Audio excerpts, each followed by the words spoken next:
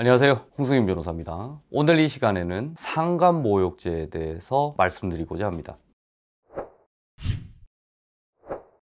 상간모욕죄는 상간공연모욕죄, 상간면전모욕죄로 나뉘어지게 되는데 둘 다를 통칭해서 흔히 상간모욕죄라고 표현을 하고 있습니다. 군대에서는 상간모욕죄에 대해서 엄히 처벌하고 있는데요, 상간모욕죄가 가장 골치 아픈 이유 중에 하나는 벌금형이 없다는 것입니다. 일반 모욕죄의 경우에는 벌금형이 있습니다. 해서 보통 모욕죄를 저지르게 되면 유죄가 된다고 하더라도 몇십만 원 상당의 벌금을 내면 끝내는 경우가 많습니다. 판결이 보통 그렇게 나온다는 것이죠. 그런데 이 상간모욕죄는 상간면전모욕죄든 공연모욕죄든 간에 벌금형이 없습니다. 그래서 징역형을 기본으로 하고 있습니다. 해서 보통의 경우에 있어서는 상간모욕죄는 집행유예 판결이 나오는 경우가 많은데요, 이렇게 집행유예 판결이 선고되게 되면 간부들의 경우에는 재적 사유가 되는 것, 즉 군복을 벗고 퇴직금은 반액으로 감액되거나 연금도 반액으로 감액되는 경우가 있습니다. 그렇기 때문에 굉장히 치명적인 죄에 해당하게 되겠죠. 일반 병사들의 경우에 있어서도 평생 안고 가야 되는 전과로 남게 되니까 가장 치명적인 범죄 중에 하나가 되겠습니다. 보통 상간모욕죄의 경우에 있어서는 주변 사람들, 이를 들은 사람들이 신고를 해서 진행되는 경우가 많습니다. 그렇게 되면 보통은 군사경찰대에서 조사를 받게 되는데요, 조사를 받으러 오라고 하게 되면 일단은 유념해야 될 부분이 있습니다.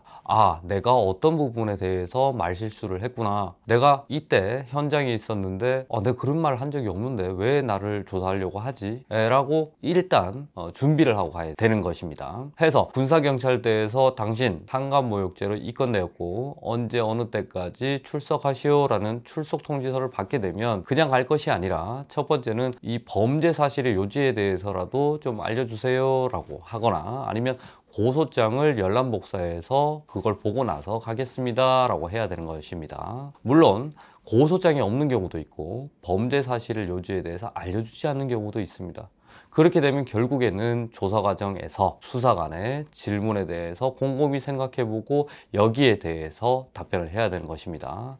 만일에 내가 상간모욕을 한 적도 없는데 내 주변에 있던 사람들이 음해성 또는 과장해서 나를 신고했다 라는 경우에 있어서는요, 기본적으로 기억이 나지 않는다, 기억이 없다, 이렇게 답변하는 것보다는 그런 사실 자체가 없습니다, 그 자리에 누구 있었는데 이 인원들은 나하고는 친하지 않거나 아니면 나한테 반감이 있는 사람들입니다. 그렇기 때문에 이 인원들이 좀 과장을 해서 얘기를 하는 것 같습니다 해서 그런 사실 자체가 없습니다 라는 취지로 답변을 하셔야 됩니다. 나아가서 만약에 이 인원들이 나한테 대해서 이렇게 음해성으로 얘기를 하고 있는데 나는 평소에도 이 사람하고는 사이가 좋지 않아서 이 사람 앞에서 상관에 대해서 모욕을 한 적은 없고 모욕할 필요성도 없습니다, 그 이유가 없다는 점을 충분히 말을 해야 되는 것입니다. 만약에 상간모욕을 저지른 적이 있다 라고 하면, 그리고 목격자가 한두 명이 아니라 다수의 인원들이라고 하면 이 부분에 대해서는 인정을 하고 갈 수밖에 없습니다. 그런데 인정을 한다고 해서 모든 게 다 끝나느냐? 그게 아닙니다. 일반적인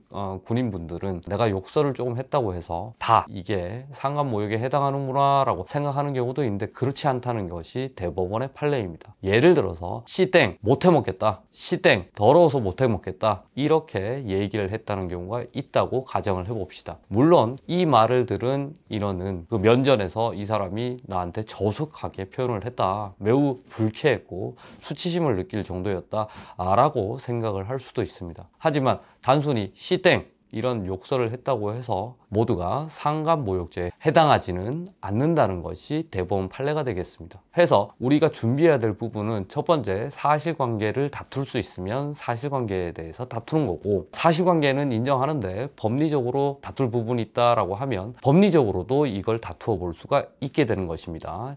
예를 들어서 대법원 판례를 통해서 제가 말씀을 드리겠습니다. 대법원 판례가 좀 어렵게 느껴지실 수도 있는데요. 일단은 소개를 해드리도록 하겠습니다. 대법원이 말하는 군형법 제64조의 상관모욕죄는 상관의 사회적 평가를 저하시킬 만한 추상적 판단이나 경멸적 감정을 표현하는 것을 의미합니다. 그런데 언어는 인간의 가장 기본적인 표현 수단이고 사람마다 언어 습관이 다를 수 있으므로 그 표현이 다소 무례하고 저속하다는 이유로 모두 모욕죄로 처벌할 수는 없다는 것이 대법원의 판례입니다. 나아가서 어떠한 표현이 개인의 인격권을 심각하게 침해할 우려가 있는 것이거나 상대방의 인격을 허물어뜨릴 정도로 모멸감을 주는 혐오스러운 욕설이 아니라 상대방을 불쾌하게 할 수 있는 무례하고 예의를 벗어난 정도이거나 상대방에 대한 부정적, 비판적 의견이나 감정을 나타내면서 경미한 수준의 추상적 표현이나 욕설이 사용된 경우 등이라면 특별한 사정이 없는 한 외부적 명예를 침해할 만한 표현으로 볼 수 없어 상관모욕죄 구성의 요건에 해당한다고 볼 수 없다는 것이 대법원의 판례가 되겠습니다. 실제 제가 수행했던 소송 중에 일부를 그대로 보여드리고 있는 것입니다. 해서 여러분께서 이해하기 쉽게 표현을 해드리자면 부모가 그런 식이니 자식도 그런 것이다